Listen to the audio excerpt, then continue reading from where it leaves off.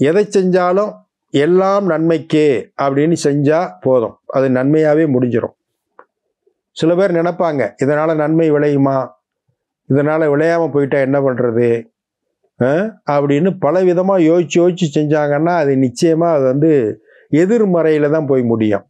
அது நேர்முறையாக இருக்கணும்னா சிந்தனையிலேயே தெளிவு, இதன் மூலமாக நன்மை விளையும், நன்மையே நடக்கட்டும் அப்படின்னு நினச்சி செஞ்சோம்னு வச்சுங்க, மங்களம் உண்டாகட்டும் அப்படின்னு ஆரம்பித்தோம்னா நிச்சயமாக மங்களம் தான் உண்டாகும். மனசில் சந்தேகம் வந்துருந்துச்சுன்னா அது வேறு மாதிரி முடிஞ்சிரும்னு வச்சுங்களேன். ஒருத்தர் கடுமையான உழைப்பாளி, நல்ல கடுமையான உழைப்பு மூலமாக பெரிய கோடீஸ்வரன் ஆயிட்டார். அந்த ஊர்லேயே பெரிய கோடீஸ்வரன், நல்லா சம்பாதிச்சிட்டார். அப்புறம் திடீர்னு அவர் மனசுக்குள்ளே ஒரு எண்ணம் வந்துச்சு, நம்ம வந்து தர்மவானா மாறினா என்ன, அறம் செய்தால் என்ன, இருக்கிற பணத்தை எல்லாம் ஏழைகளுக்கு இல்லாதவங்களுக்கு போகிறவங்களெல்லாம் கொடுத்து தர்மம் பண்ணால் என்ன அப்படின்னு அவர் முடிவெடுத்தார். தர்மம் பண்ணுறதுன்னா வலதுகை கொடுப்பதை இடதுகை அறியாமல் கொடுப்பது தான் கர்ண வீரனுடைய தர்மம், கொடை அப்படின்னு சொல்லுவாங்க.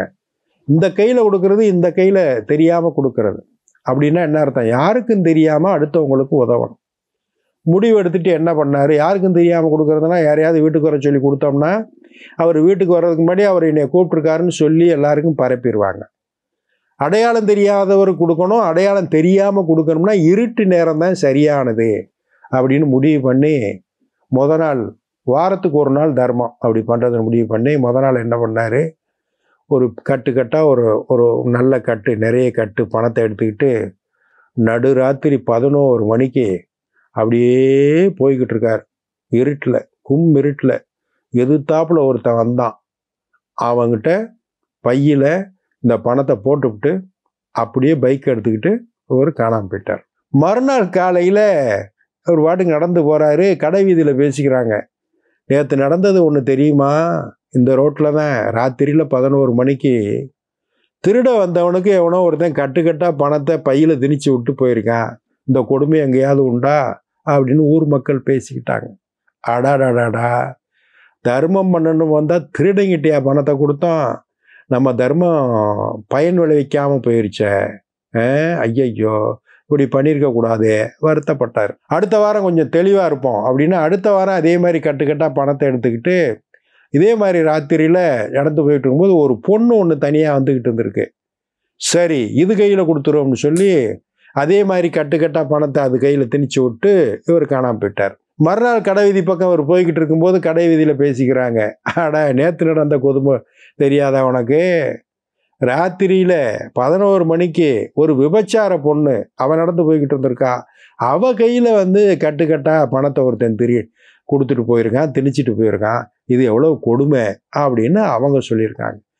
நேற்று விபச்சாரி கையில் பணத்தை கொடுத்தோம், என்னடா இது அறிவு கட்டத்தனமாக இருக்குது, தர்மம் இப்படியா பண்ணுறது, இனிமேல் தர்மம் பண்ணுறதா வேணாமா அப்படின்னு அவனுக்கு ஒரு விரக்தியினுடைய எல்லைக்கு வந்துட்டான். 3வது வாரம் அதே மாதிரி வந்தான். நைட்டு 11-12 மணி ஆச்சு, இருட்டு, முகம் தெரியாத இருட்டு. அப்போது ஒருத்தர் வந்துக்கிட்டு இருந்தார். இவன் டக்குன்னு கட்டாக பணத்தை கொண்டு போய் அவர் கையில் கொடுத்துட்டு மறைஞ்சிட்டான்.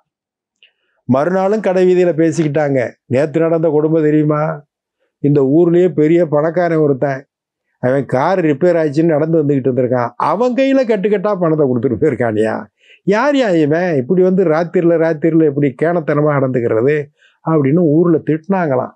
இனிமேல் பண்ணுறதா வேணாமா தர்மம் அப்படிங்கிற நிலைமைக்கு இவன் வந்துட்டான். அடுத்த வாரம் வரப்போகுது, இவன் இன்னைக்கு தர்மம் கொடுக்க போகணும், போகிறதா வேணாமான்னு தெரியல, அப்படியே அசைஞ்சு படுத்து கிடக்கிறான். அன்றைக்கி நைட்டு 12 மணிக்கு மேலே தானே இவர் கிளம்புவார் தர்மம் பண்ணுறதுக்கு. அப்போ 11 மணிக்கு இவருக்கு கனவுல சாமி வந்திருக்கு, கடவுள் வந்திருக்கார்.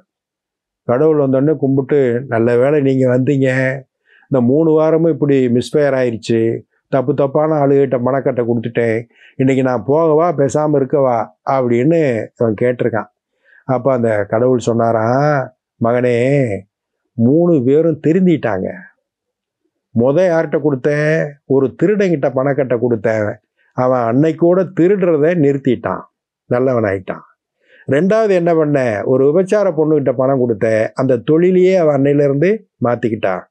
3வது என்ன பண்ண, ஒரு பணக்காரன்ட்ட கட்டாக பணத்தை கொடுத்தேன், அவன் அன்னையிலிருந்து கொடை வள்ளலாக மாறிட்டான். ஆக நீ என்ன நோக்கத்துக்கு கொடுத்தியோ இல்லையோ அவர்களெல்லாம் நல்லவர்களாக மாறிவிட்டார்கள்னு சொன்னாங்களாம். எது நடந்தா என்னங்க, நோக்கம் நல்லதாகவே இருக்கட்டும். அடுத்த நிகழ்வில் சந்திப்போம். இந்த நாள் நல்ல நாளாக அமைய இனிய வாழ்த்துக்கள். வணக்கம்.